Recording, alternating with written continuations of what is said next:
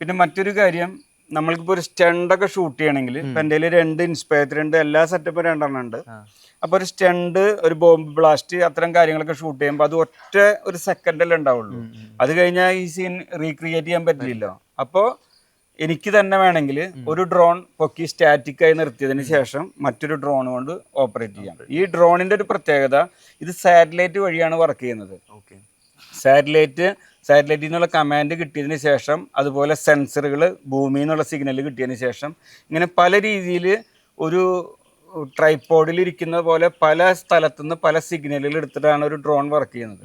അതിൻ്റെ പേരിൽ ആ ഡ്രോണിൻ്റെ ബാറ്ററി കഴിയുന്നത് വരെ അതവിടെ ഓൺ ചെയ്തൊരു സ്ഥലത്ത് നിർത്തിയാൽ അവിടെ തന്നെ നിൽക്കും. അപ്പോൾ ഒരു ബാറ്ററിക്ക് ഏകദേശം എത്ര ലൈഫ് വേണം? ഒരു ബാറ്ററിക്ക് കമ്പനി പറയുന്ന 26 മിനിറ്റ് ആണെങ്കിലും ഇതെല്ലാം കണക്ട് ചെയ്ത് വരുമ്പോൾ ഒരു 20 മിനിറ്റ് 22 മിനിറ്റ് ഒക്കെ കിട്ടുള്ളൂ. പിന്നെ നമ്മൾ ഒരു സേഫ് ആയിട്ട് ഒരു 30% 20% ബാലൻസ് വെച്ചിട്ട് താഴത്തേക്ക് ഇറക്കുക, അല്ലെങ്കിൽ ബാറ്ററി ഓവർ ഹീറ്റ് ആയിട്ട് ബാറ്ററിക്ക് കംപ്ലൈൻറ്റ് വരും. കണ്ടിന്യൂസ് ആയിട്ട്